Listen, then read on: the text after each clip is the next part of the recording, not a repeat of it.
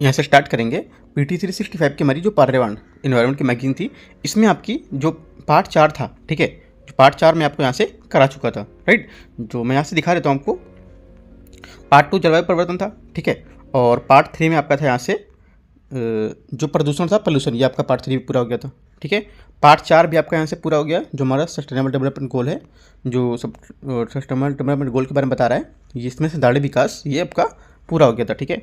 और यहाँ से स्टार्ट करना है हमको भी आपदा प्रबंधन, ठीक है, जो आपका डिजास्टर मैनेजमेंट है, इसको यहाँ से देखना है।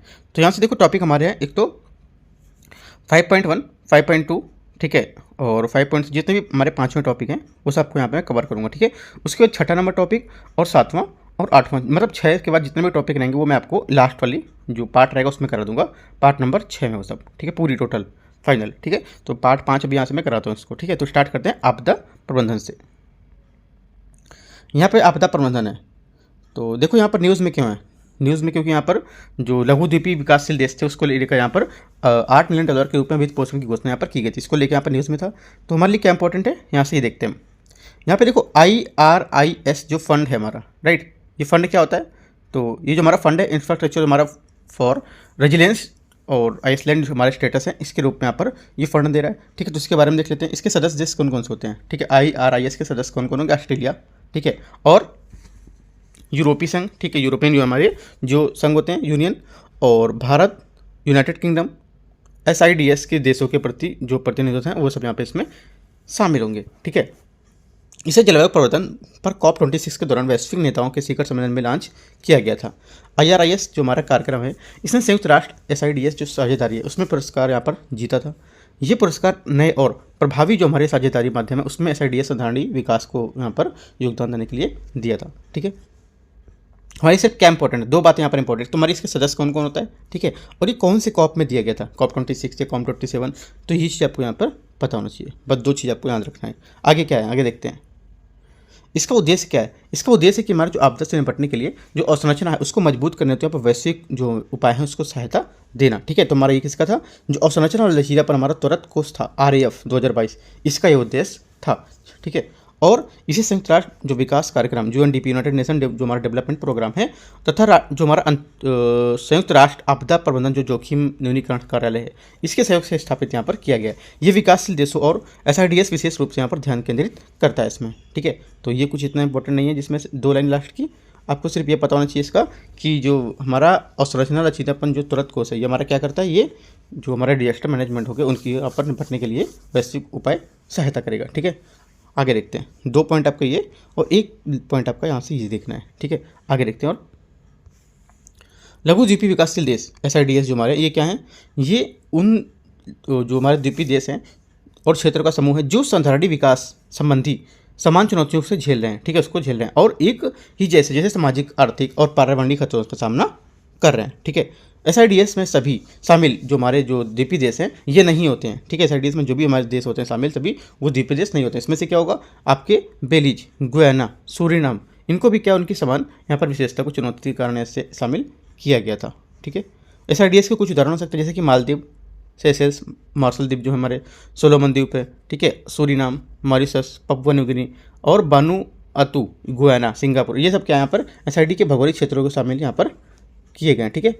तो यहाँ पे आप देख सकते हो कौन कौन यहाँ पर कैसे में शामिल, उदाहरण के लिए शामिल किया गया, SIDS को एग्जांपल दे सकते हो आप। और यहाँ पर 3 यहाँ पर भौगोलिक क्षेत्र दे रखे हैं, ठीक है, जो हमारे जियोग्राफिकल एरिया है। 3 आपका कैरिबियन सागर, प्रशांत महासागर और अटलांटिक महासागर, ठीक है। हिंद और दक्षिण चीन सागर जो है यहाँ पर ये, ठीक है। तो हमारे यहाँ पर जो भौगोलिक क्षेत्र दे रखे हैं SIDS के वो ये दे रखे हैं, राइट। आगे 1992 में पर्यावरण विकास जो हमारा कार्यक्रम है, राष्ट्र कार्यक्रम, उसमें SIDS और उनकी जो पर्यावरण हमारा विकास है उन दोनों के मामले को यहाँ पर विशेष जो स्थिति है, स्पेशल केस, उसमें रूप में यहाँ पर मान्यता दी गई है इसको, ठीक है। SIDS से कुछ वैश्विक उपाय हैं जैसे कि लघुद्वीपीय देश के संगठन यहाँ पर होगा और यहाँ पर जो पर्यावरण नीति है उसको प्रभावित करने के लिए यहाँ पर भूमिका निभाएगा, ठीक है। ये इंपॉर्टेंट नहीं है।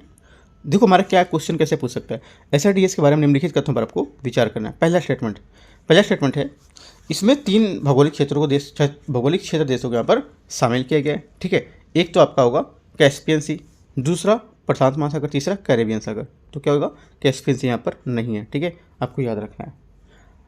दूसरा स्टेटमेंट यहाँ से ये बोलेगा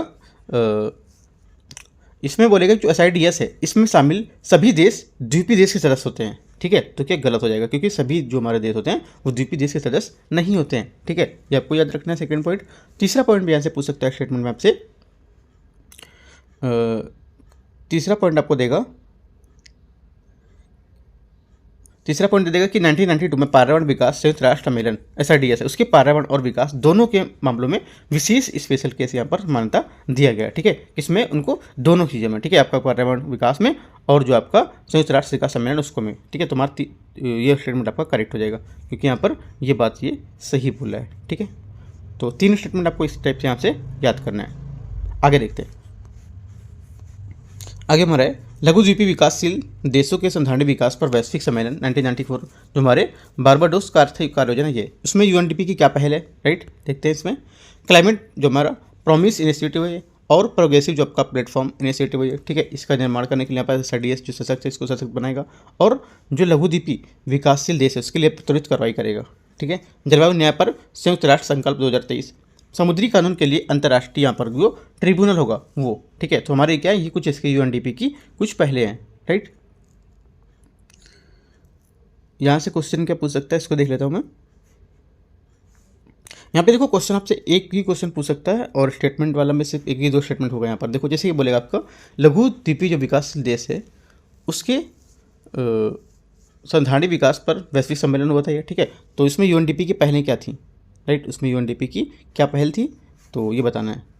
या फिर ऐसे बोल सकता है कि जो लघु द्वीपीय विकासशील देश था उसमें संधारणीय विकास पर वैश्विक सम्मेलन 1994 में बारबाडोस में हुआ था, ठीक है। तो इसमें ये किसकी पहल से यहाँ पर हुआ, ठीक है। और जो हमारे क्लाइमेट प्रॉमिस इनिशिएटिव था और आपका प्रोग्रेसिव जो आपका प्लेटफॉर्म इनिशिएटिव था, ठीक है। तो ये किसकी पहल थी, UNDP की थी या UNDP या UNEP या बोल देगा वर्ल्ड बैंक, ठीक है। या कुछ और भी दे देगा अगला। तो क्या होगा, UNDP मतलब यूनाइटेड नेशन डेवलपमेंट प्रोग्राम और UNEP होता है यूनाइटेड नेशन इन्वायरमेंट प्रोग्राम, ठीक है। दोनों आपको याद रखना है। तो हमारा किसकी पहल है, ये UNDP की पहल है। कौन सी, क्लाइमेट प्रॉमिस इनिशिएटिव और प्रोग्रेसिव जो आपका प्लेटफॉर्म इनिशिएटिव ये, ठीक है। बस और कुछ यहाँ से नहीं पूछिएगा आपसे। आगे संयुक्त राष्ट्र आपदा जोखिम न्यूनीकरण जो आपका कार्यालय ये, ठीक है। तो इसको देखते हैं। वैश्विक संकटों से निपटने के लिए भारत की भूमिका ऑपरेशन दोस्त जो है, तो तुर्की में जो विनाशकारी भूकंप था उसको लेकर ऑपरेशन दोस्त यहाँ पर चलाया गया था। ऑपरेशन करुणा क्या है, चक्रवात जो मोखा चोखा से तबाह म्यांमार में सहायता करने के लिए, और वैक्सीन मैत्री ये कोविड-19 महामारी से आदि, ये सब के आप क्या है वैश्विक जो हमारे वैश्विक संकट होंगे उससे निपटने के लिए भारत की भूमिका है, ठीक है। आपसे मैच करने दे देगा कि ऑपरेशन दोस्त, ठीक है, ऑपरेशन दोस्त और ये ऑपरेशन दोस्त हो गया, राइट। ऑपरेशन करुणा, ऑपरेशन करुणा, ठीक है। उसके बाद वैक्सीन मैत्री, ठीक है, ऐसे करके दे देगा। तो आपको बोलेगा मैच करना ये क्या है, ठीक है। तो आपको बोलेगा कोविड-19 का जो वैक्सीन है ये, ठीक है। और यहाँ पर बोल देगा ऑपरेशन दोस्त जो है ऑपरेशन के है हमारा जो करुणा, ये तुर्की में आया जो हमारा विनाशकारी भूकंप था ये। यहाँ पर बोल देगा चक्रवात जो मोखा चौका था उसमें तबाह आपका म्यांमार ये। तो ऐसे करके आपको दे देगा कौन सा इनमें से मैच कर रहा है सही से, ठीक है। आगे UNDRR के बारे में, UNDRR मतलब जो हमारा संयुक्त राष्ट्र आपदा जोखिम न्यूनीकरण कार्यालय उसके बारे में बोल रहा है, ठीक है। इसका हेडक्वार्टर किधर है, हेडक्वार्टर आपका है स्विट्जरलैंड जिनेवा, ठीक है। इसकी उत्पत्ति हमारी स्थापना 1999 में हुई थी। सौंपे गए कुछ कार्य आपदा जो हमारे न्यूनीकरण थे इसके हेतु अंतर्राष्ट्रीय रणनीति ISDR है जो इसमें कार्यान्वयन कर यहाँ पर सुगम बनाना है इसको, ठीक है। और मिशन क्या होगा इसका मिशन होगा कि हमारे जो समावेशी सतत विकास है इसके जो सेंडाई फ्रेमवर्क इसके लक्ष्य को प्राप्त करने के लिए आपदा जोखिम न्यूनीकरण से संबंधित यहाँ पर वैश्विक प्रयास में तेजी लाना और समर्थन प्रदान करना, ठीक है। तो ये जो आपका फैक्चुअल कुछ पॉइंट है आपको याद रखना, कौन हेडक्वार्टर है, क्या इसकी उत्पत्ति कभी थी, ठीक है। आगे देखते हैं। यहाँ पर इससे आगे दे रखा है सेंडाई फ्रेमवर्क। ये क्या है, देखो सेंडाई फ्रेमवर्क ये 15 वर्षीय गैर बाध्यकारी समझौता है, ठीक है।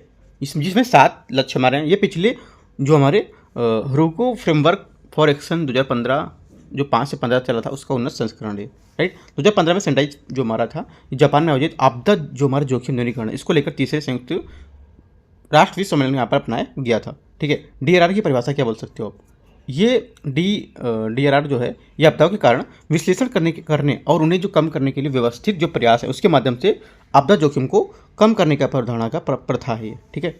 उद्देश्य क्या हो सकता है इसका, उद्देश्य आपदा जोखिम की कमी के लाने के लिए साथ साथ जीवन आजीविका और स्वास्थ्य तथा आर्थिक जो भौतिक सामाजिक सांस्कृतिक और पर्यावरणीय संपत्ति है उसके साथ हमारे पर होने वाले नुकसान में काफ़ी हद तक कमी लाना, ठीक है। फ्रेमवर्क की प्राथमिकताएं क्या हो सकती है, आपदा जोखिम को समझना, क्वेश्चन आपसे कैसे पूछेगा, सेंडाई फ्रेमवर्क के बारे में निम्नलिखित कथनों पर आपको विचार करना है।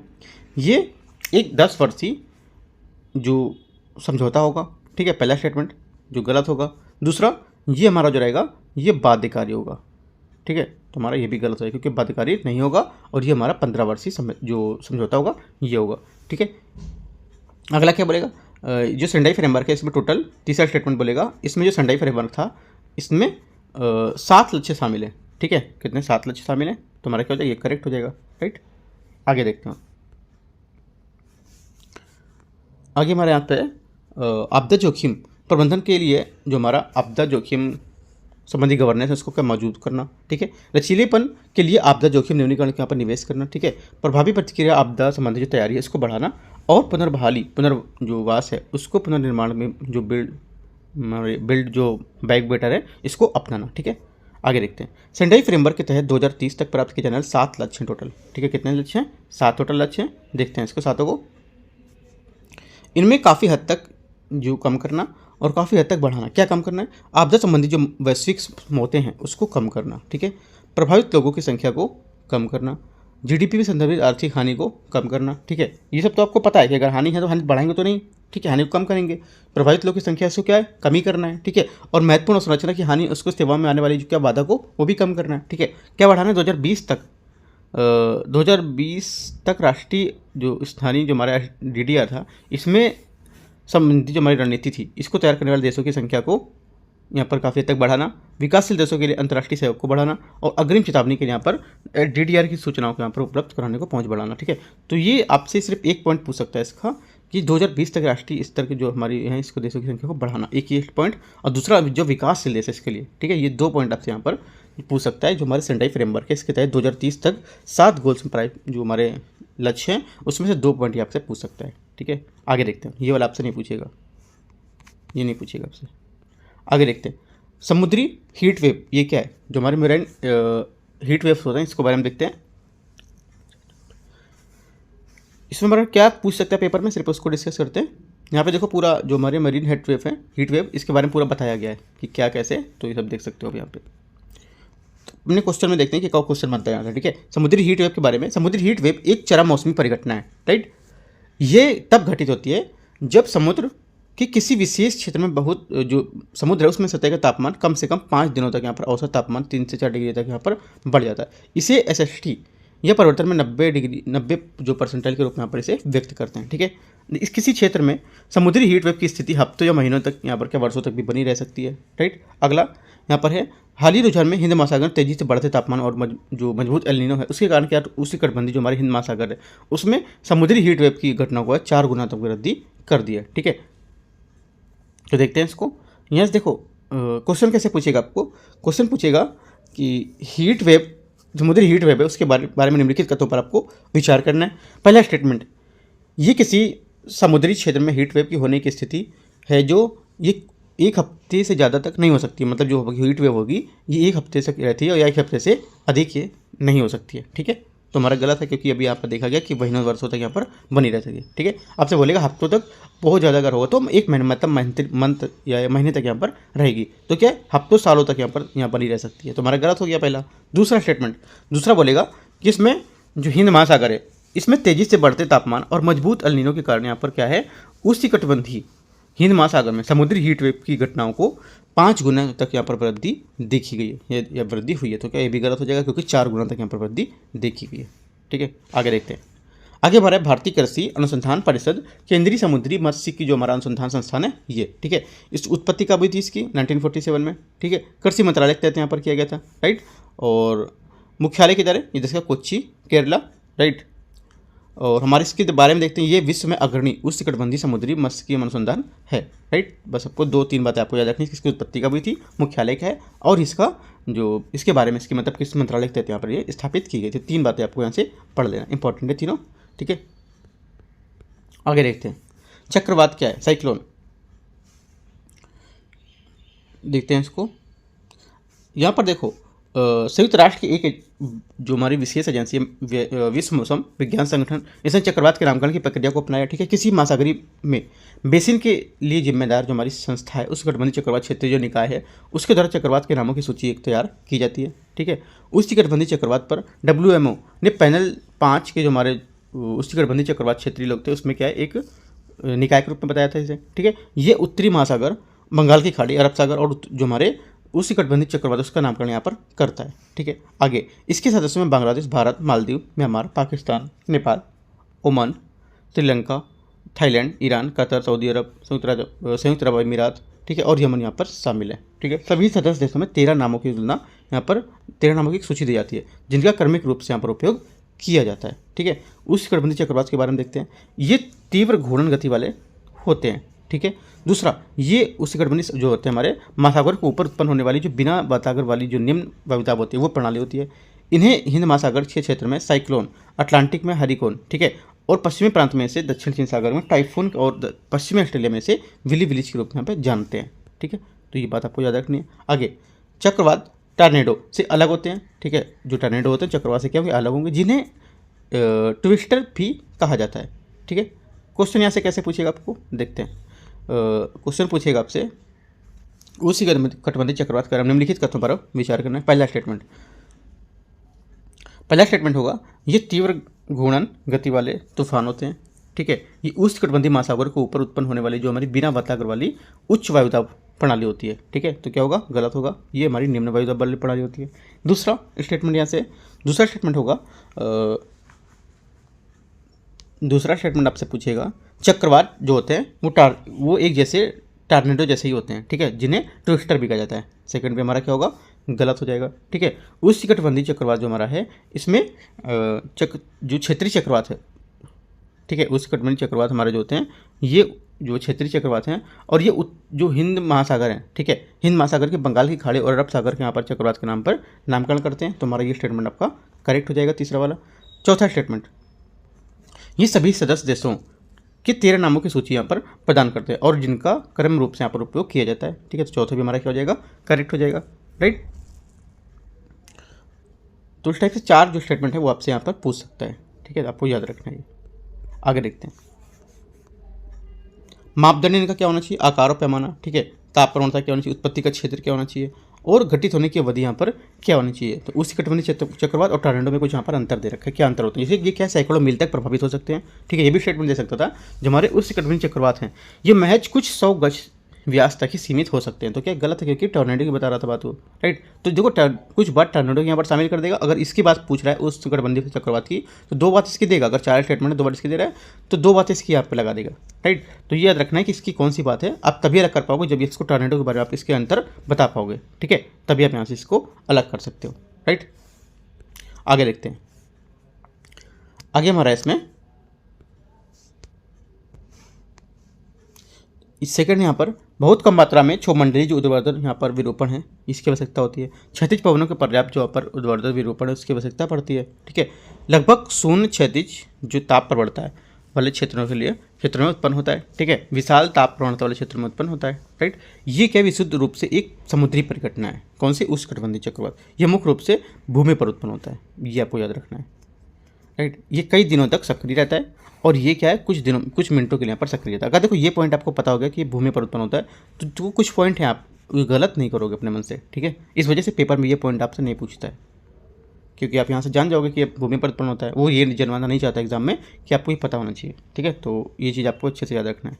आगे देखते हैं, ये कुछ अंतर है काफ़ी इंपॉर्टेंट है हमारे उष्णकटिबंधीय को लेकर और यहाँ पर टॉर्नेडो को लेकर। आप इसको लिख के वॉल पे पेस्ट भी कर सकते हो तो क्या आपको याद हो जाएंगे, ठीक है। सभी जो है यहाँ पे 5 और 6 जितने 1 2 3 4 5 6 6 पूरे इंपॉर्टेंट है।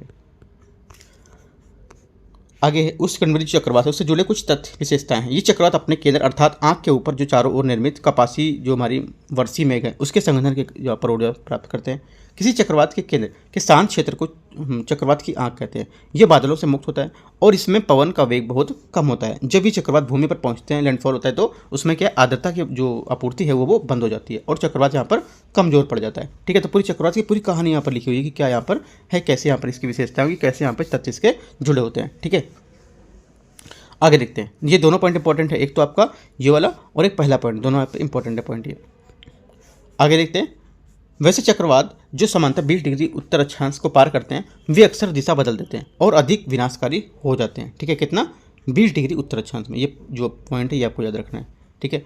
उसी कठबंधी चक्रवात बनने के लिए अनुकूल स्थितियाँ क्या होती हैं, जैसे समुद्री विशाल हमारा होना चाहिए, ठीक है, विशाल समुद्री जहाँ पर सतह का तापमान 27 डिग्री सेंटीग्रेड से अधिक हो, ठीक है, और कोरियलिस बल का मौजूद होना, ये हमारा बहुत जरूरी होता है, राइट। आपसे बोलेगा कि उस कठबंधी चक्रवात को अनुकूल स्थिति बनने के लिए इनमें से कौन सी कंडीशन होनी चाहिए। पहला यहाँ पर बोलेगा कोरियलिस बल की मौजूदगी होनी चाहिए, मतलब कोरियलिस बल यहाँ पर उपस्थित होना चाहिए, और जो हमारा जो सतह का तापमान है, समुद्री सतह का तापमान है जो हमारा, ये 30 डिग्री से अधिक होना चाहिए, ठीक है, ऐसा बोल देगा।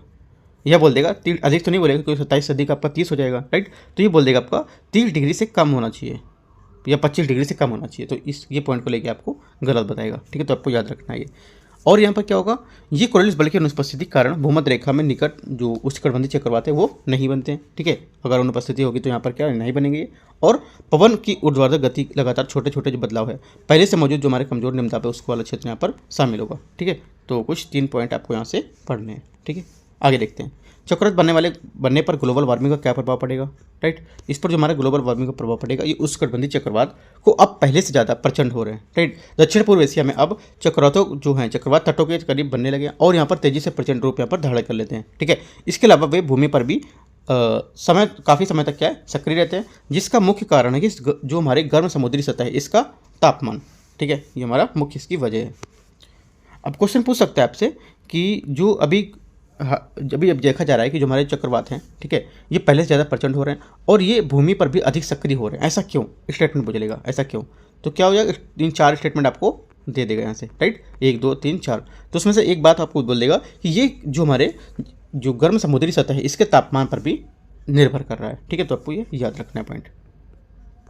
आगे, भारत में उष्णकटिबंधीय चक्रवात अरब सागर की तुलना में बंगाल की खाड़ी अधिक चक्रवात बनते हैं, ठीक है। बंगाल की खाड़ी में और अरब सागर में उत्पन्न होने वाले चक्रवातों का अनुपात लगभग 4:1 होता है, ठीक है, 4:1 होगा यहाँ पर। हालांकि जलवायु परिवर्तन संकट पर और अरब सागर के जो यहाँ पर गर्म होने के कारण भारत के पश्चिमी तट पर भी अधिक यहाँ पर चक्रवात निर्मित हो रहे हैं, राइट। आगे देखते हैं, गहन अवदाब के संभावित कारण क्या हो सकते हैं।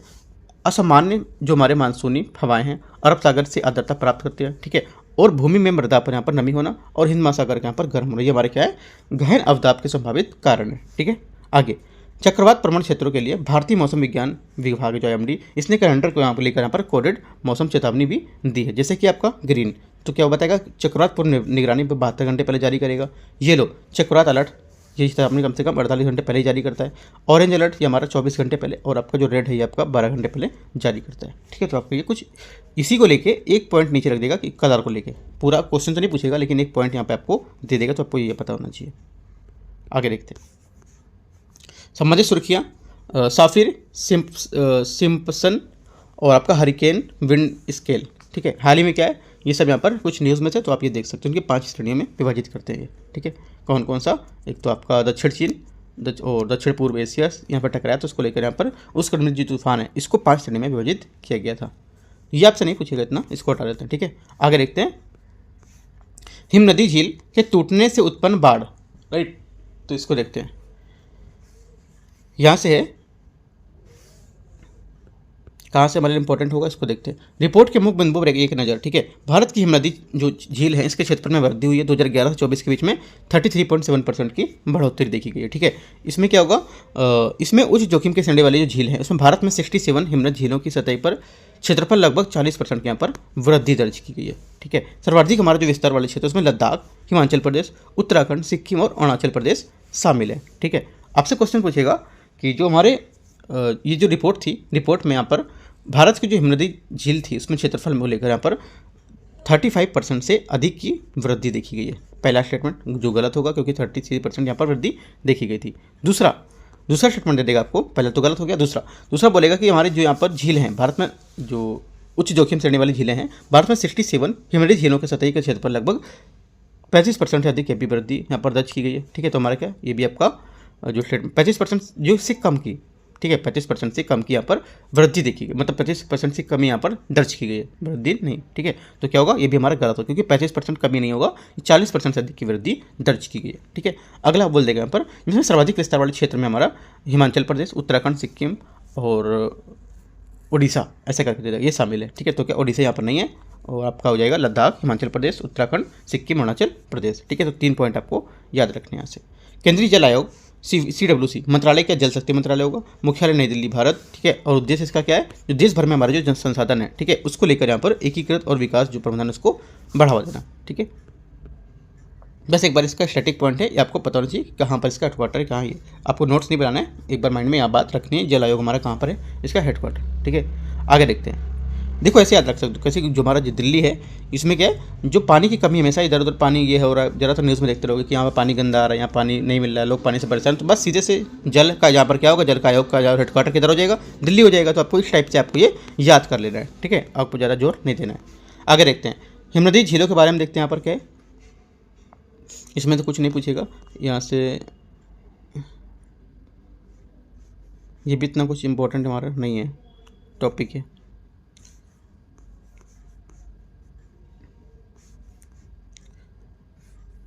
यहाँ से देखो ये है GLOFS, ठीक है। GLOFS मतलब क्या हुआ, ये आपका GLOFS है, जो इसके जो हमारा फुल फॉर्म क्या होगा, हाँ, जो हिमनदी झील है इसके टूटने से उत्पन्न बाढ़, ठीक है, ये हमारा इसका फुल फॉर्म हो, ठीक है। तो इसके बारे में यहाँ से हम देखते हैं, जो हमारा इंपॉर्टेंट है, ये मुख्य इसके जो कारण है, ठीक है। भूवैज्ञानिक कारण क्या हो सकते हैं, भूकंप हिमोट जो बांध है उसमें टूटना, ठीक है। वैज्ञानिक जो हमारी आकृति वैज्ञानिक होगी, इसमें क्या होगी, जो बृहद संचलन है, हिमनद जो संरचना है, इसमें जल का प्रवाह होना, ठीक है। भौतिक कारण क्या हो सकते हैं, इसमें अत्यधिक वर्षा और आपका क्रायो सिम्स यहाँ पर शामिल हो सकता है, ठीक है। तो हमारे ये कुछ इसके मुख्य कारण है। ऊपर जो मैंने छोड़ा है वो आपसे क्वेश्चन नहीं पूछेगा वहाँ, ठीक है। आगे देखते हैं, हिमनद के पिघलने या टूटने से हिमनदी जो हमारे क्रायोस्फीयर, इसमें जो भूकंप दर्ज किया जाता है उसे क्रायोस्फीयर कहते हैं। ये विवर्तनिकी यानी जो हमारे टेक्टोनिक आधारित यहाँ पर भूकंप नहीं होते हैं, ठीक है। तो आपको ये पॉइंट याद रखना है। यहाँ से आगे देखते हैं, इसमें बोल रहा है ग्लेशियल जो आपके सर्जिंग है ये, ठीक है, हिमोट बांध अस्थिरता की अस्थिरता और हिम निर्मित बांध का टूटना, तो हमारे क्या है, ये कुछ यहाँ पर इसके कारण बता रहे हैं।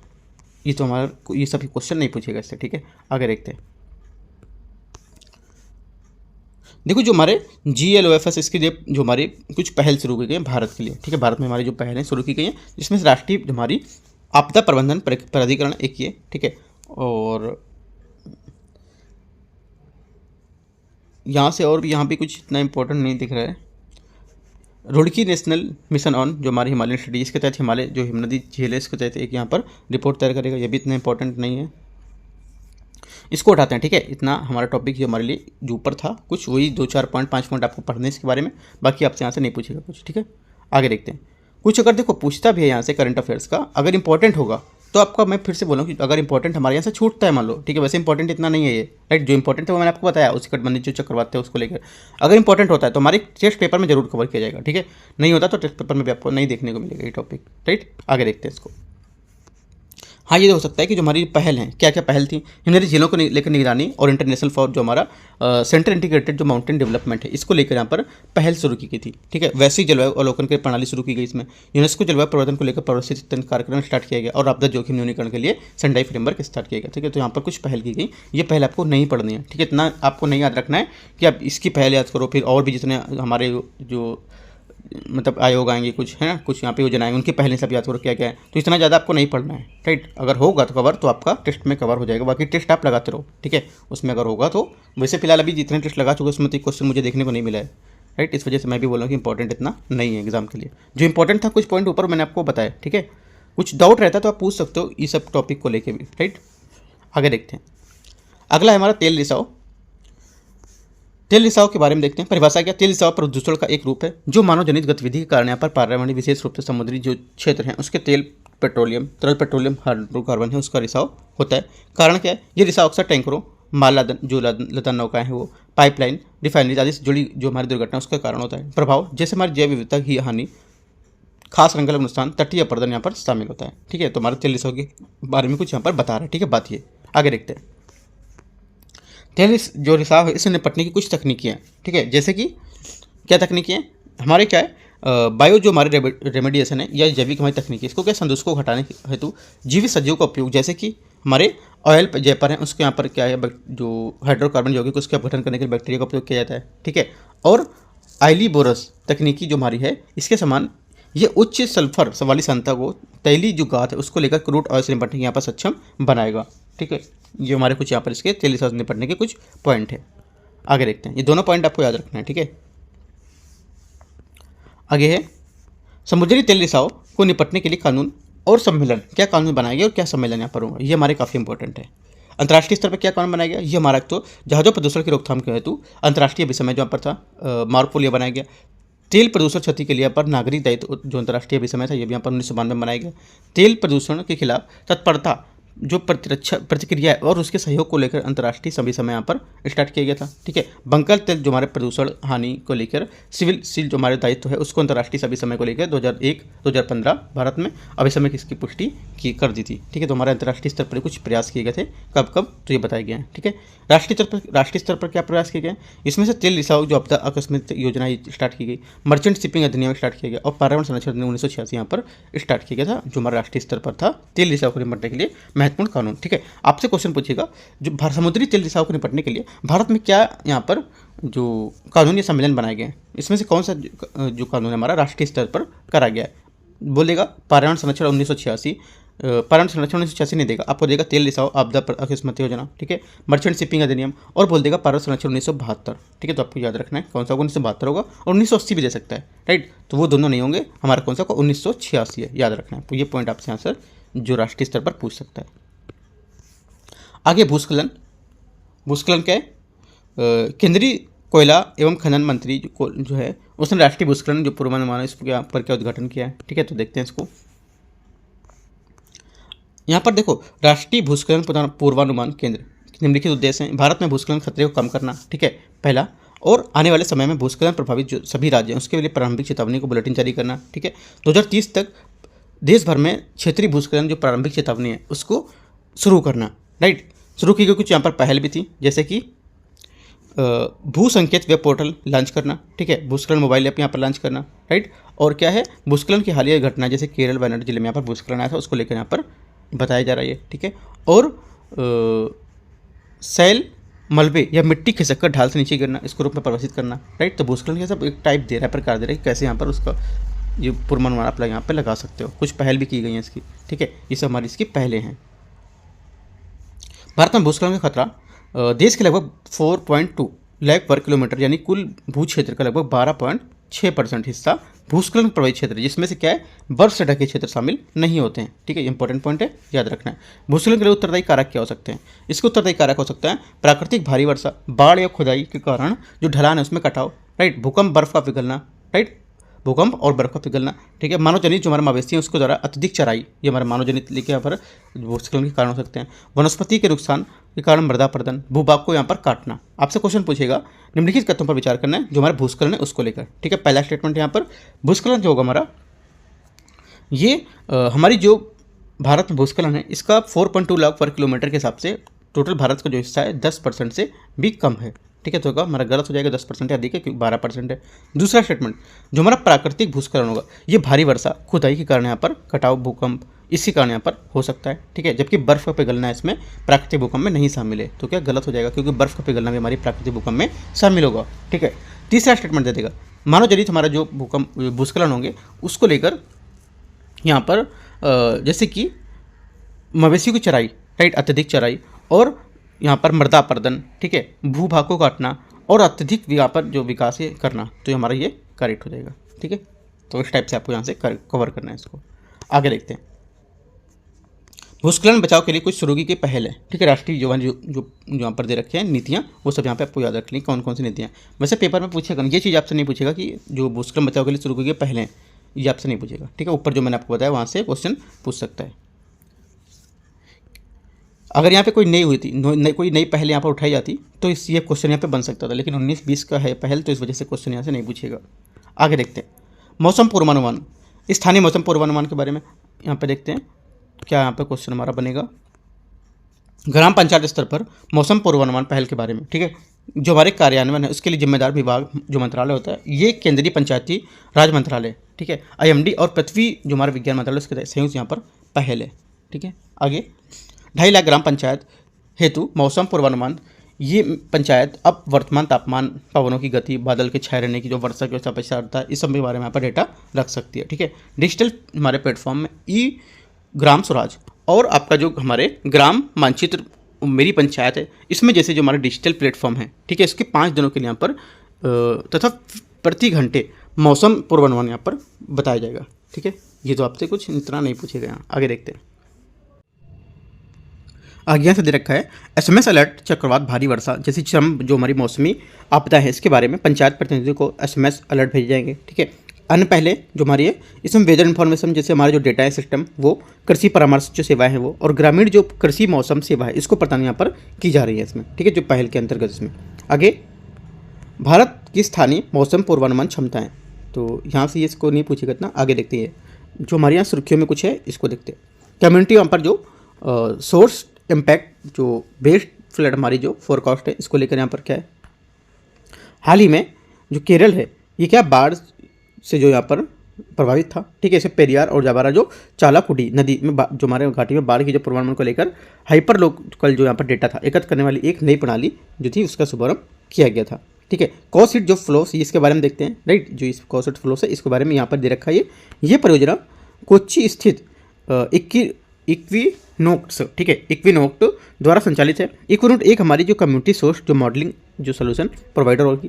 राइट, इसमें यूनिसेफ जो होगा और जो हमारे क्लाइमेट टेक को हार्ट द्वारा मान्यता प्राप्त होगी। ठीक है, इसके तहत हमारे एर्नाकुलम, इडुक्की और त्रिशूल में स्थापित जो हमारे 100 वर्षा मापी यंत्र है उसको उपयोग करके यहाँ पर किया जा रहा है इसको। ठीक है, आगे इसे मुख्य रूप से स्टूडेंट्स, महिलाएं, युवा और घरेलू जो स्तर की जो घरेलू स्तर पर जो महिलाएं होंगी वो और यहाँ पर इस वर्षा जो हो गया और नदी ज्वारी जो भूजल, ठीक है, इस तरह के आंकड़े जो होंगे वे एकत्र किए जाएंगे। इसके साथ उन जो हमारे आंकड़े हैं इनसाइट जो हमारे गैदर हैं इनके नाम से वेब पोर्टल के माध्यम से विश्लेषित और प्रदर्शित यहाँ पर किए जाएंगे। ठीक है, इस पोर्टल को पायलट बेसिन जो क्षेत्र है उसके यहाँ पर प्रभाव को लेकर आधारित जो हमारे पूर्वानुमान है उसको प्रस्तुत यहाँ पर करके बनाया जाएगा। ठीक है, ये भी कुछ इतना खास इंपॉर्टेंट नहीं है, एक बार आपको ये पॉइंट को रीड कर लेना है बस। ठीक है, जो हमारे यहाँ पर ये है इनमें जो स्टूडेंट्स, महिलाएं, ये सब है यहाँ पर घरेलू स्तर पर वर्षा। ठीक है, तो ये चीज़ आपको यहाँ पर पढ़ लेना है एक बार। राइट, बाकी और यहाँ पर जो मैंने बोला कि ये परियोजना जो हमारी है ये मॉडलिंग सोल्यूशन प्रोवाइडर है। ठीक है, तो आप ये पढ़ सकते हो। ये छोटे क्षेत्रों में जो यहाँ पर ये तो पढ़ चुके हैं। सिर्फ आपको 2 पॉइंट यहाँ पे पढ़ना है, एक तो पहला ये और दूसरा ये, और यहाँ पे कुछ खास इंपॉर्टेंट इतना नहीं है इसके बारे में। आगे सूखा पूर्व चेतावनी प्रणाली, ये क्या है देखते हैं इसमें।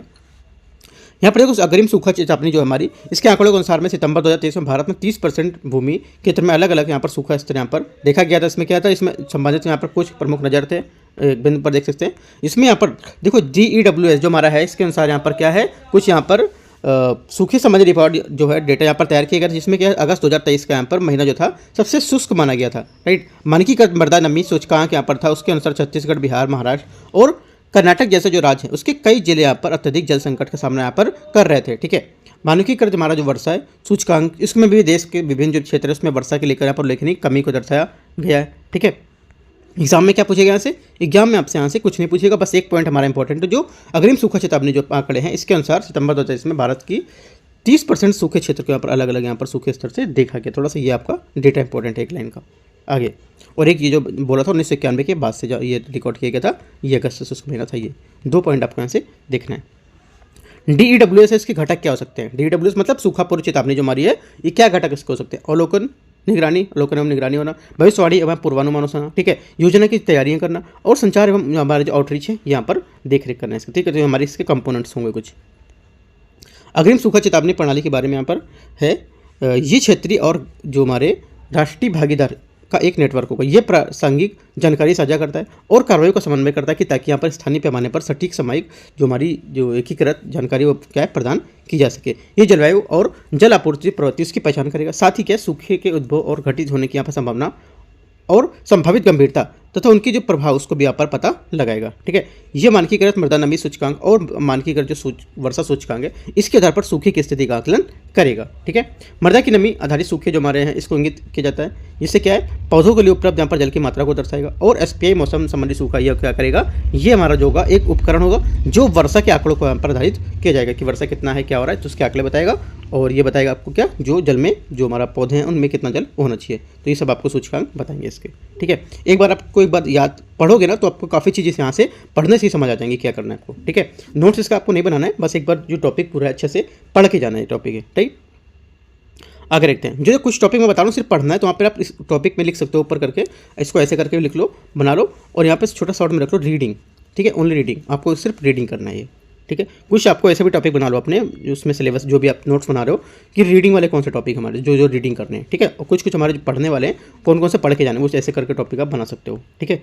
आगे पोलर जो हमारे एनालिसिस जो प्रेडिक्शन फॉर सर्विसेज हैं, इसके बारे में हमारे इंपॉर्टेंट क्या है, देखो इसका उद्देश्य क्या है, आर्कटिका और अंटार्कटिका में मौसम, जल, बर्फ, जलवायु के बारे में जानकारी को बढ़ाना, जानकारी की गुणवत्ता में सुधार करना, ठीक है। और क्या होगा, और ये परीक्षण जो हमारे प्रणाली होगी और अर्थ सिस्टम मॉडल विकसित करने हेतु बेहतर पूर्वानुमान सेवा यहाँ पर क्या उपलब्ध करने में यहाँ पर क्या मदद करेगा, ठीक है। तो क्या हो जाएगा, ये हमारा बोल रहा है। आगे PCAPS, ठीक है, जो हमारा ये है PCPS, ये फुल फॉर्म इसका, ये विश्व मौसम विज्ञान संगठन और विश्व जो हमारा मौसम अनुसंधान कार्यक्रम है WWRP, उसका क्या है हिस्सा है ये, ठीक है। तो हमारे यहाँ से ये हो गया। आगे देखते हैं WWRP science for services value cycle approach के माध्यम से पृथ्वी प्रणाली पर शोध को आगे बढ़ाएगा, राइट। और क्या है यहाँ पे नीचे दे रखा है इसमें कि जो चरम मौसम के प्रभाव उसके निरंतर बदलाव को ध्यान में रखते हुए चेतावनी प्रक्रिया में भी सुधार करेगा, ठीक है। तो यह भी आपको याद रखना है। आपदा से संबंधित अन्य सुर्खियाँ, देखो और अन्य सुर्खियाँ यहाँ पर आपदा से संबंधित वो भी देख लेते हैं। तो देखो ये वाला जो हमारा टॉपिक था थोड़ा सा इंपॉर्टेंट है ये, ठीक है। तो आपसे क्वेश्चन पूछ सकता है कि उसका उद्देश्य क्या है, ठीक है, और कौन सा इसमें जो हमारा जो हिस्सा कौन कौन ले रहा है, मौसम विज्ञान संगठन है और विश्व मौसम जो हमारा अनुसंधान कार्यक्रम, ये दोनों हिस्सा ले रहे हैं इसमें, ठीक है। तो और आगे क्या है इसका मतलब, इसका पूरा उद्देश्य क्या होगा कि जो हमारे यहाँ पास जो न्यू साइकिल अप्रोच के माध्यम से पृथ्वी प्रणाली को शोध को आगे बढ़ाना, ठीक है, और जो यहाँ पर चेतावनी यहाँ पर सुधार करना, ठीक है। तो यहाँ पर कुछ इसके उद्देश्य थे। आगे देख लेते हैं आपदा से संबंधित यहाँ पर अन्य सुर्खियाँ, कुछ यहाँ पर सुर्खियाँ देख लेते हैं क्या यहाँ पे देखो पैरामेट्रिक बीमा। पैरामेट्रिक बीमा क्या है, पैरामेट्रिक बीमा के बारे में, ये एक ऐसा बीमा है जो वास्तविक नुकसान की भरपाई करने की बजाय नुकसान पहुंचाने वाली जो किसी निर्धारित घटना, जैसे क्या भूकंप, उसमें घटित होने वाले हमारे बीमा धारक उसको सीधे भुगतान करता है, जिसमें क्या घटना की घटित होने वाली की संभावना को कवर किया जाता है, ना कि इसकी वास्तविक क्षति का मूल्यांकन सत्यापन करने का, ठीक है। तो ये आपको एक पॉइंट पता होना चाहिए पैरामेट्रिक बीमा क्या होता है, एक बात ये इंपॉर्टेंट है। तो आगे देखते हैं, और यहाँ पे कुछ आपको नहीं पढ़ना है, ठीक है। आगे देखते हैं,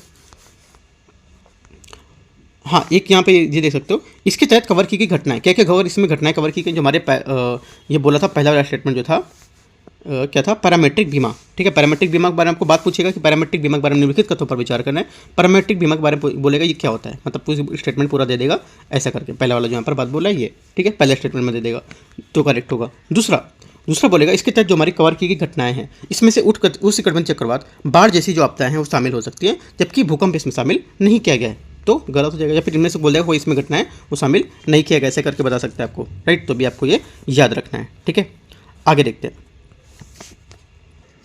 आगे हमारा टॉपिक है इसमें रिकवरी एंड जो हमारा रिकंस्ट्रक्शन फंडिंग विंडो है, इसमें देखो इसके बारे में पृष्ठभूमि, मूल रूप से जो गृह मंत्रालय 2022 में राष्ट्रीय आपदा जो हमारी प्रतिक्रिया कोष है, इसको राज्य आपदा प्रतिक्रिया कोष के गठन के यहाँ पर प्रशंसा के लिए दिशा निर्देश जारी किए गए थे, ठीक है। इसमें 15 वित्त आयोग की सिफारिश यहाँ पर बनाया गया था इसे, राइट। इसका उद्देश्य क्या था, जो हमारे वित्त पोषण थे उसमें मौजूद जो अंतराल हैं उनको दूर करना, और साथ ही रिकवरी जो हमारे प्रयास हैं उसको बेहतर ढंग से समर्थन देना, और यहाँ पे उसके मौजूदा जो आपदा राहत फ्रेमवर्क उसके भीतर संसाधनों का पुनर्वितरण करना, ठीक है।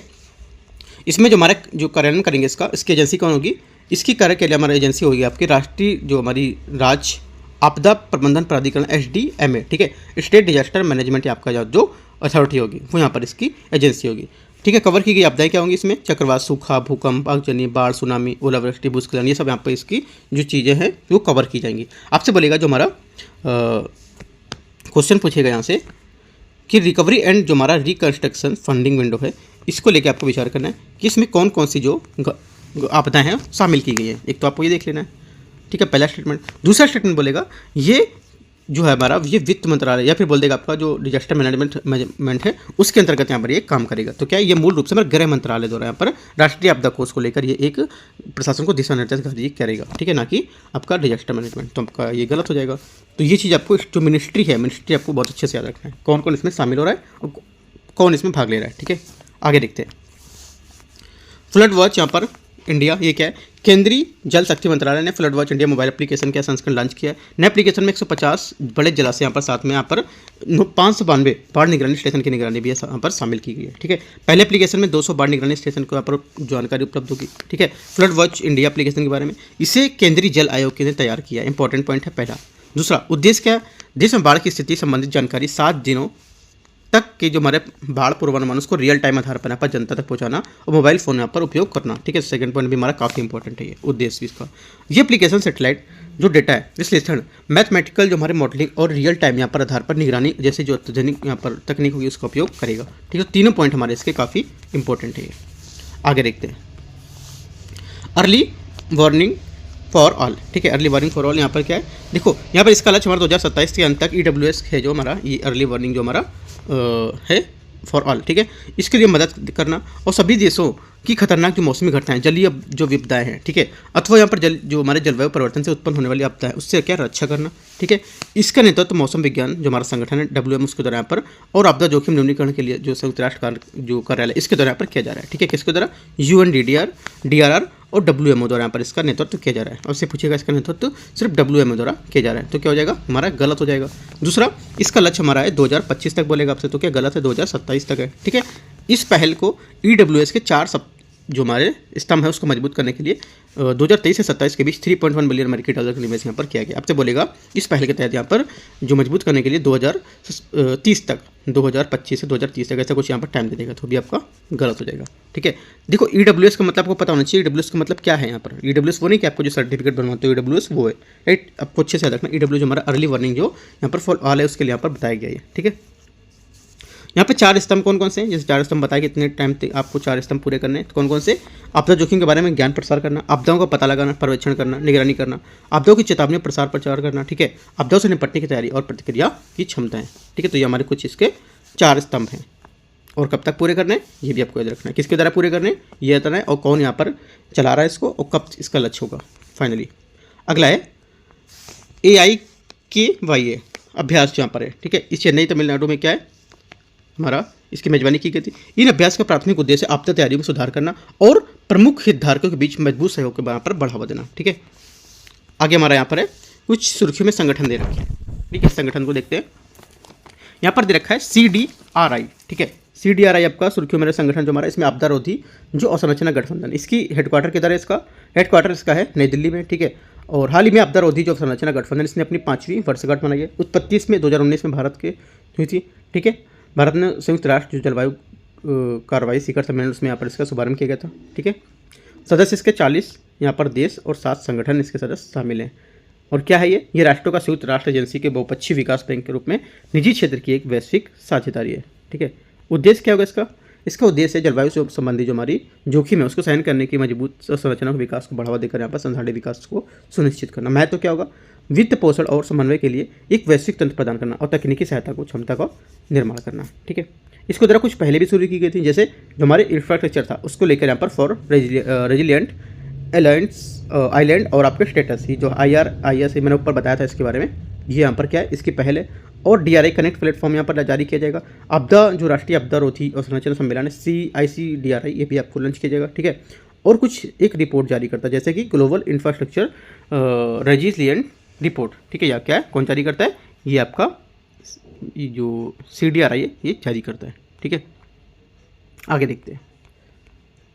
आगे देखो जो हमारा 6 नंबर टॉपिक है ज्योग्राफी का।